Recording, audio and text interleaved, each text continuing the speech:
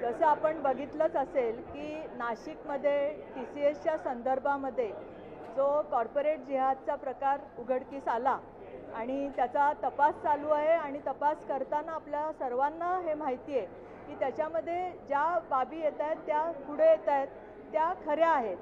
त्यामुळे त्याच प्रकरणावर जेव्हा TCSचं प्रकरण सुरू झालं त्याच वेळेस माझ्याकडे या संदर्भातल्या खूप साऱ्या तक्रारी दाखल झाल्या. हिंजवटी IT सेंटर असेल, मगरपट्टा असेल, बऱ्याचशा IT सेंटर्समधनं जे काम करणारे लोक आहेत तर त्यांनी मला खूप साऱ्या तक्रारी दिल्या. बऱ्याच ठिकाणी म्हणजे मी आता उल्लेख करू शकत नाही, पण बऱ्याच ठिकाणी एक प्रेयर रूम किंवा रेस्टरूम जे असेल त्याचा उपयोग एका विशिष्ट धर्माच्या धार्मिक विधीसाठी केला जातो. त्या धार्मिक विधीसाठी करण्यासाठीचं ऑब्जेक्शन काही नाही, पण त्यावेळेस ते रेस्टरूम बाकीच्यांना तिथे जाण्यास मज्जाव केला जातो. तो मज्जाव कसा करू शकतात? जर आपण बघितलं तर कंपनीत काम करणाऱ्या सगळ्या कर्मचाऱ्यांचा समान हक्क असताना एखादं ठिकाण दुसऱ्या कर्मचाऱ्यांना तिथे जाण्यासाठी मज्जाव करणं हे कंपनीच्या कायद्यामध्ये पण बसत नाही आणि अशा प्रकारचं धार्मिक मुद्दे कंपनीमध्ये चालणं हे कंपनीच्या लॉमध्ये पण बसत नाही. त्यामुळे मी पोलीस कमिशनरांना एक पत्र दिलं आहे.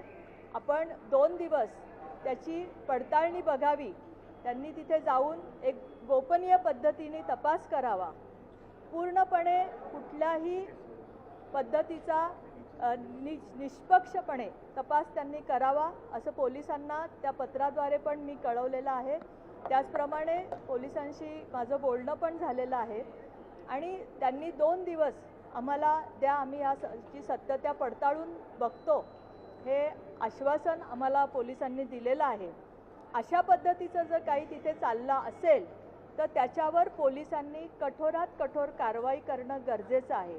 कारण जर आपण बघितलं तर हे लोण एक छोट्या स्वरूपात असेल आणि ते वाढत जाईल आणि ते वाढत जाताना बाकी समाजाचे लोक जर तिथे काम करत असतील तर त्यांच्यावर हे अन्यायकारक आहे. हे परत एकदा मी सांगते, कुठल्याही धर्माला त्यांचे विधी करण्यासाठी प्रॉब्लेम नाही आहे, पण दुसऱ्या धर्मावर एक तर ते लादून किंवा दुसऱ्या धर्माच्या लोकांना तिथे जाण्याचा मज्जाव करणं हे चुकीचं आहे आणि त्याच्यासाठी कंपन्यांवर पण कारवाई पोलिसांनी करावी अशी मागणी मी केलेली आहे.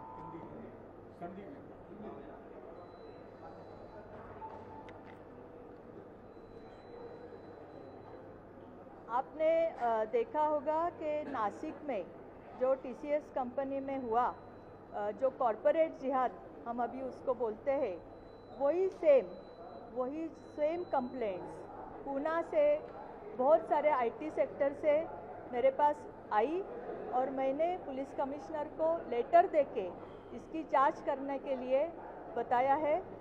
क्योंकि वो जो रेस्टरूम्स है कंपनी में, जो भी रेस्टरूम्स रखते हैं, इवन प्रेयर रूम्स भी रखे तो प्रेयर रूम भी हर धर्म के लिए रखने चाहिए. किसी भी एक धर्म के धार्मिक विधि उधर होते हैं और बाकी कर्मचारियों को उधर जाने के लिए मज्जाव करना पड़ता है. तो मेरे पास वो सत्यता देखने के लिए कुछ नहीं था, कुछ प्रूफ नहीं था. बहुत सारी कंप्लेंट्स मेरे पास दाखल हो गई. जो भी लोग उधर काम करते हैं उनको भी अपने नौकरी के लिए चिंता है, इसलिए उन्होंने उनके नाम डिस्पोज नहीं किए. तो इसीलिए हमने पुलिस कमिश्नर को ये लेटर दिया है. उन्होंने 2-3 दिन हमें मांगे हैं. 3 दिन के बाद वो क्या उस पे ऊपर काम कर रहे हैं मैं आपको वापस बताऊंगी. लेकिन ये जो जिहाद चल रहा है, कॉर्पोरेट जिहाद, उसमें कंपनी के ऊपर अगर ये चल रहा है, अगर इसमें सत्यता है तो कंपनी के ऊपर पुलिस ने कड़ी से कड़ी कार्रवाई करनी चाहिए. ये हमारी मांग है. मैम, एक ही कंपनी का था, कई कंपनी का था? नहीं, पुणे के आजू बाजू में बहुत सारे IT सेक्टर है. हमें जो कंप्लेंट्स प्राप्त हुई है वो 2-3 जगह से प्राप्त हुई है. तो पुलिस उस तरीके से तपास करेंगी और हमें 3 दिन के बाद थोड़ा अंदाज़ा आ जाएगा कि इसमें क्या है.